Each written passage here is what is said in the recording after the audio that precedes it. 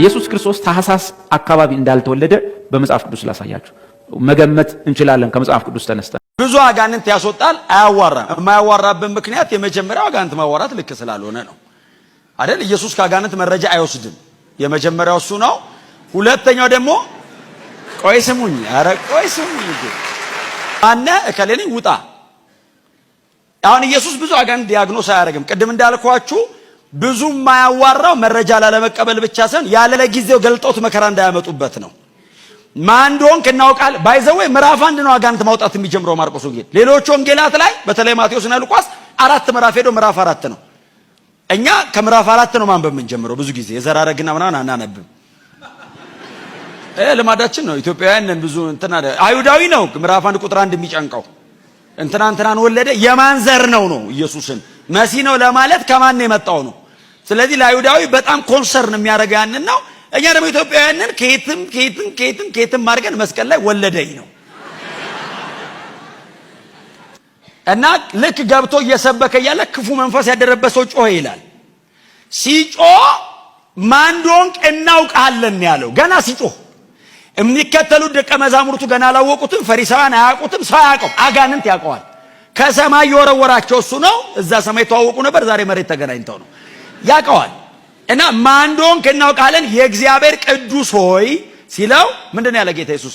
ዝም ብለህ ውጣ ናማላለ ዝም እና እኔ ብዙ ጊዜ አታዋሩ ላለውና አንድ ጓደኛ እንደዛ አለኝ። አታዋሩ አትበል። ምን ነው አልኩት። ምንድነው ዝም ብሎ አታዋሩ የምትለው? አንዳንዴ ያለ እኔ አታዋሩ አልወጣኝም። በጣም የምትወደው ከሆነ አስወጥተህ ለብቻው አዋራው። ለዘላለም ሕይወት ማግኘት ማለት ለዘላለም መኖር ብቻ አይደለም። ከልዑል እግዚአብሔር ጋር ለዘላለም መኖር ማለት ነው። ከእግዚአብሔር ጋር መኖር የደስታ የሰላምና የጽድቅ ሕይወት ነው። ሰማይን ስላነበብን ዲፋይን ማድረግ አይቻልም። እንኳን አንብበ ሄደ አይተም ዲፋይን አይደረግ። መጽሐፍ ቅዱስ የመጀመሪያው ክፍል እግዚአብሔር በመጀመሪያ ሰማይና ምድርን ፈጠረ ይላል። የፈጠረው ሰውየው ምንጩ ከየት ነው ብለህ ብትሞክር ፌስታል ምናምን ይዘህ ከተማ ውስጥ ዝም ብለህ ትዞራል። አብዛኛው እብድ ፕሮፌሰር ዶክተር ማይም ለእናቱ ኢየሱስ አለ ሲባል አሜን አልኩና ሰማይ ገባው። ከዚህ በላይ ማይምነት ምንድነው?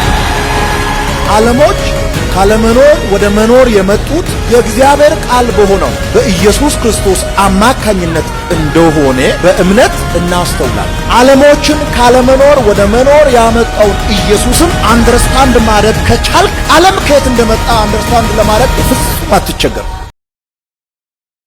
አከም ጅርቱ ዳውቶታ ክርስቲያን ሚዲያ አማ ኤጋ ከኑ አርገምኑ ናኖ ፈረንሳይቲ ፊንፊኔ ኬሰ ጀቹudha gara waldaa makaana yesus faransaaytti argamtu adeemaati jirra. achi geenye waan arginuu fi waa'ee himannaa fi murtii waldaa makaana yesus faransaay irratti darbe immoo achi geenye kan isinii dabarsinaa ta'u kunoo waldaa makaana yesus faransaaytti argamtu geenyeet jirra. waan naannoo kana jiru isinii gabaasuudhaaf iddoo kanatti argamne jirra. amantoonni maal jedhu, geggeessitoonni waldaa kanaas maal jedhu, akkasuma himannaa fi murtiin isaan irratti darbe maal fakkaata, seenaa waldatti maal fakkaata kan jedhu qabannee isiniif dhiyaanna. egaa waldaan makaana yesus faransaaytti argamtu kun kan isheen hundeeffamtee bara 1987 dha. naannoo waggaa 26-27tti umrii dhiyaataniif uummanni iddoo kanatti tokkummaadhaan waaqeffataadha kan ture jechuudha. miseensota gara 2000tti dhiyaatanidha kan isheen qabdu. 50 olii fi maatii 1,000 ta'an harka qalleeyyii kan ta'an gargaaraadha kan isaan jirani. egaa turtii waggaa 26-27 kana gidduutti hojiiwwan gurguddaa wangeela babal'isuu keessatti gahee guddaa waldaa taphatteedha. waldaan kun sagantaa afaanota garaagaraatiin kan tajaajilanii fi dameewwan waldaa kana kan ta'an iddoo 4tti waldoota haaraa hundeessuudhaan seenaa guddaa hojjettee kan jirtudha jechuudha. egaa turtii waggoota 26 booddee carraan isaan mudate yookaan immoo himannaan isaan irratti dhiyaate himannaa sagaleen nu jeeqaa ijoolleen keenya barachuu hin dandeenye, qo'achuu hin dandeenye, boqochuu hin dandeenye jedhurraa kan ka'edha jechuudha. himannaa isaan ta'uudhaan murtiin sirrii hin taane kan isaan irratti murtaa'e nuyis immoo isa kana seenaa kana bal'inaan isinii qooduudhaaf namoota gaggeessitoota waldaa kana ta'an akkasuma seenaa waldatti kana sirriitti beekan qabannee dhiyaannaa isaan irraas waan dhageessaniif waan hubattanii qabaattu turtiin keessan wajjiniin haa ta'u.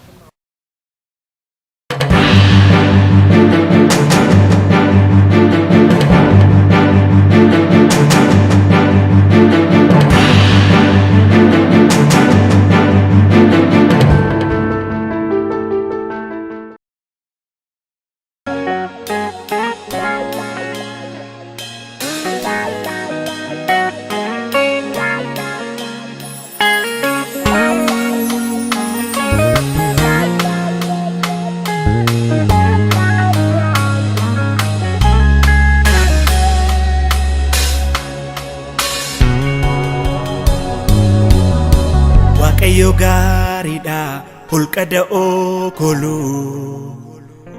namni tolaan itti baqatee kan oolu qulqulluu qulqulluu mudaa kan hin qabne nagaa guddaa qabna maqaa isaa waammanne. Waaqayyo gaariidha holqa da'oo kolu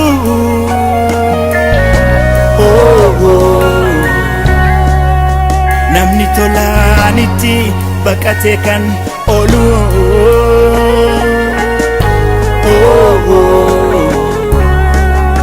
qulqulluu qulqulluu mudaa kan hin qabne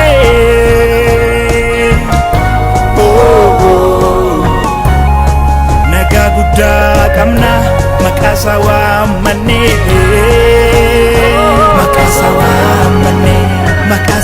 Makasa waammanne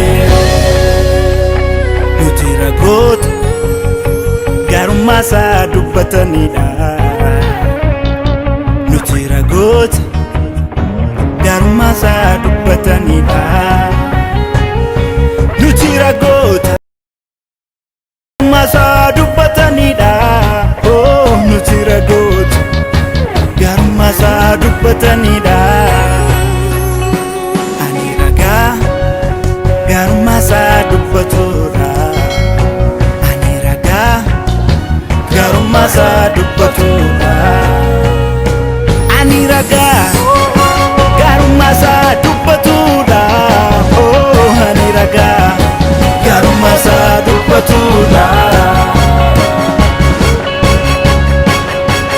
nanu difadha makasa hogayo anaaf hin jiru akkisa yoomiyyuu garummaa hedduu karaa isaa argeera baay'ee dhukkuba cubbuu kooti isaa nan fayyee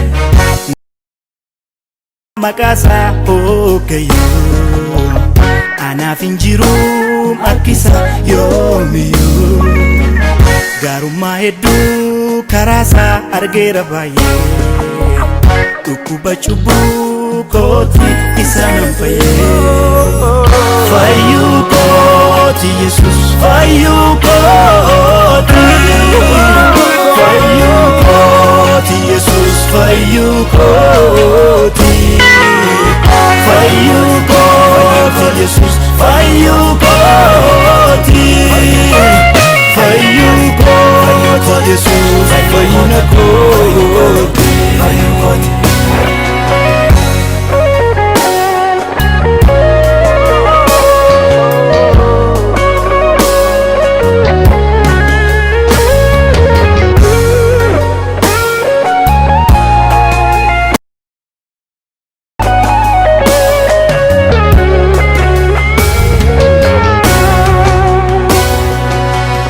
Galatan qabne ta'ee taa'u riphee nani mawaa'ee mootii harka koo qabee fayyina kootiif isatu falanaaf falee waa biraan kanaaf naan dhufu jajuusaa malee. Galatan qabne ta'ee taa'u riphee nani mawaa'ee mootii harka koo qabee. Fayyina kootiif satu falana vale wabiran kanaf nanu fujaju samale jaju samale fayu ko ti Jesus fayu ko ti fayu ko ti fayu ko ti Jesus fayu ko ti fayu ko ti Jesus fayu ko ti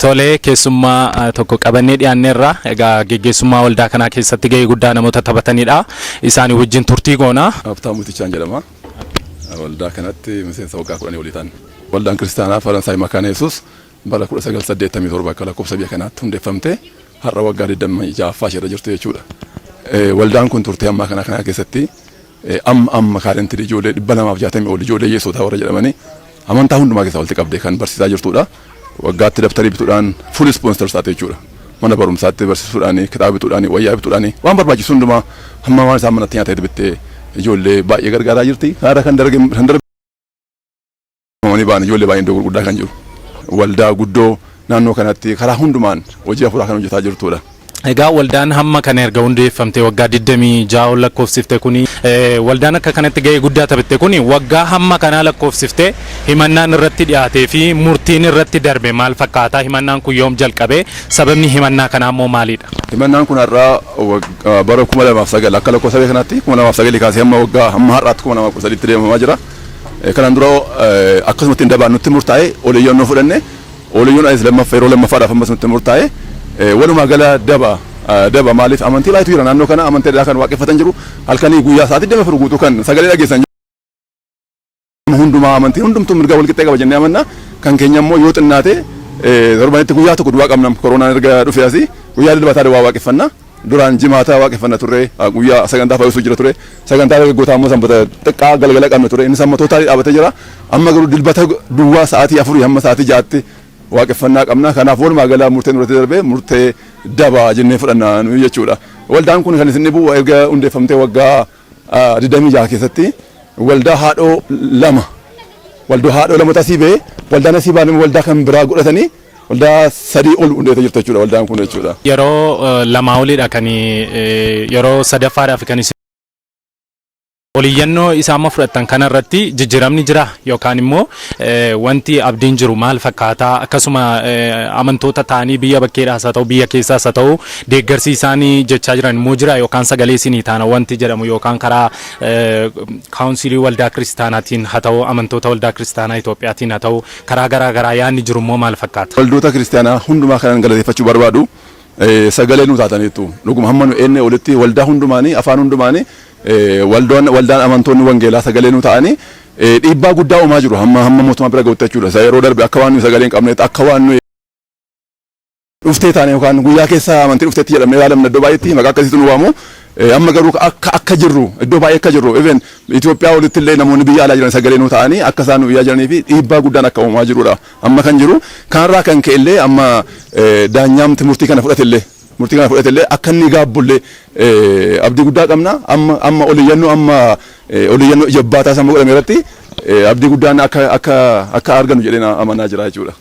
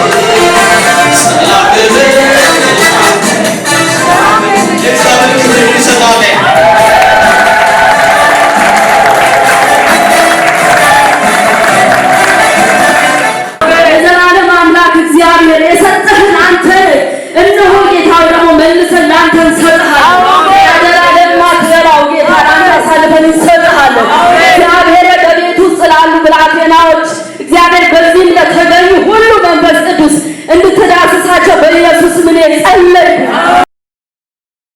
የተራገፈ ይሁን በኢየሱስ ክርስቶስ በትምህርት ቤታቸው በአካባቢያቸው ተጽዕኖ ፈጣሪ እንዲሆኑ በኢየሱስ ምን ጸለይ እግዚአብሔር ወይ አንተ ነው የሚያስፈሉ እግዚአብሔር ዓለምን የሚዞር ትውልድ እንዲሆን በኢየሱስ ጸለይ እግዚአብሔር ምሮቹ ጌታ ሆይ ለወላዲያ እንዲበረቱ በኢየሱስ ጸለይ እግዚአብሔር ሆይ ማጣት ችግር በኢየሱስ በእነሱ ላይ የተመታ ይሁን ዓለምን እንዲዞሩ ጌታ ሆይ የፋይናንስ አቅም ይለቀቅላቸው እግዚአብሔር በላተኛውን እግዚአብሔር የሚቀማቸውን የእጃቸውን ሊያስር የሚሯሯጠው ክፉ በኢየሱስ መርታው በረታዩ በኢየሱስ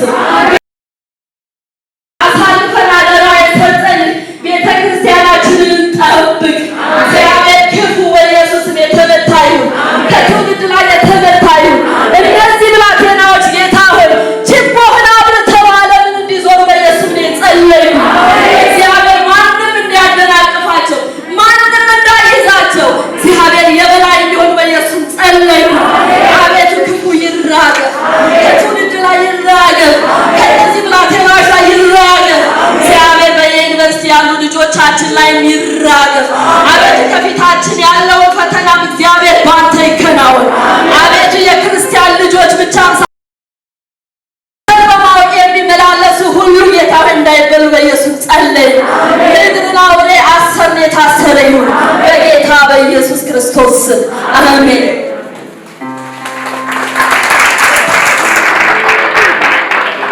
Ani maqaan koo Dooyii Maanaan jedhama. Miseensa waldaa kiristaanaa kanaati. Waldaan kiristaanaa kun kan inni ittiin himatame sagaleedhaan. Sagalee ol ka'iinsa sagaleetiin kan himatame. Ol ka'iinsa sagalee kun immoo dura maskootii ture. Amma garuu maskootiin jiran hundumtiyyuu daffanamaniiru. Erga maskootiin kun cufame sagaleen amma qannaseera jechuudha. Ani daa'ima addanaati gargaaraman daa'ima gara nama 200 ijoollee kana gargaara. Kanaafiyyuu waldaan kun imanni ittiin himatame murtoonni waldaa kana irratti murteeffame murtoo sirrii mini waa tokkoyyuu. Kanaafuu utuu miseensa amma kana qabu utuu ilmaan hiyyeessaa daa'ima amma kana gargaaree guddisaa jiru barsiisaa jiru waldaan kiristaanaa kun cufamuu hin qabu. Mooraaliin sabaa walii galtee maali bakka himatamee fi mooraalii kana irratti mooraalii qabna nuni. Ammayyuu waldaan keenya hin cufama jennee nuni tasfaan keenya ammayyuu abdiin keenya gara duraatti waldaan keenya akka cufamuuf nuni kaayyoo hin qabnu. Kanaafiyyuu oliyyannoo hundumtuu sirraa'eera dura maskootiidha kan jedhame iyyannoon dura ittiin kasasame sagaleedha jedhame amma garuu sagaleen kun hundumti qannaseera oliyyannoonis fudhatameera garuu oliyyannoo fudhatame kanaafis waldaan keenya murtoo hin arganne kan murtoo argate murtoo jallinaadha murtoon kun immoo waldaa keenyaaf kan ta'u miti eeyyee dhugaan yoomiyyuu hin qallatti malee hin cittu dhugaa yoomiyyuu dhugaadha dhugaa murtoo qaba dhugaa nafaradun jedha waldaan eessayyuu jirtanii nu kadhadhaa akka cherchiin keenya hin cufamneef akka waldaan keenya hin cufamneef nu bukkee dhaabadhaa obboloota koo abboota koo dhugaan immoo qallatti malee dhugaan hin cittu dhugaan immoo akka faraduuf nu kadhadhaa kadhannaan nu bukkee dhaabadhaa ol ka'iinsa sagalee jedhamee murtoon jallinaa waldaa keenya irratti kenname murtoo sirrii mini kun immoo qaama mootummaatiin ammas kanan jedhu akka nuuf ilaalamu jedhee tan obboloota koo immoo adaraa kadhadhaa jechuudha. Egaan daawwattoota keenya qophiin keenya har'aa waldaa Makaana Yesuus naannoo Faransaaytti argamtu dhaqnee isin gabaasaa turre isaan kana fakkaataa turtii keessa waan wajjin gootaniif gooftaan isin eebbisu share comment gochuu hin dagatina eessattis haa ta'u yoomis haa ta'u bakka kamiyyuu haa ta'u ari'annaan waldaa kiristaanaa kamirrayyuu ga'u haa dhaabbatu jenna waaqayyo nu gargaaraa waliin taanee sagalee keenya ni dhageessifnaa murtii waldaa Makaana Yesuus naannoo Faransaaytti argamtu irratti darbes isaan irraa akka ka'u abdii guddaa qabna waaqayyo nu wajjin jira waan daawwattaniif eebbifamaa guyyaa gaarii isiniif haa ta'u.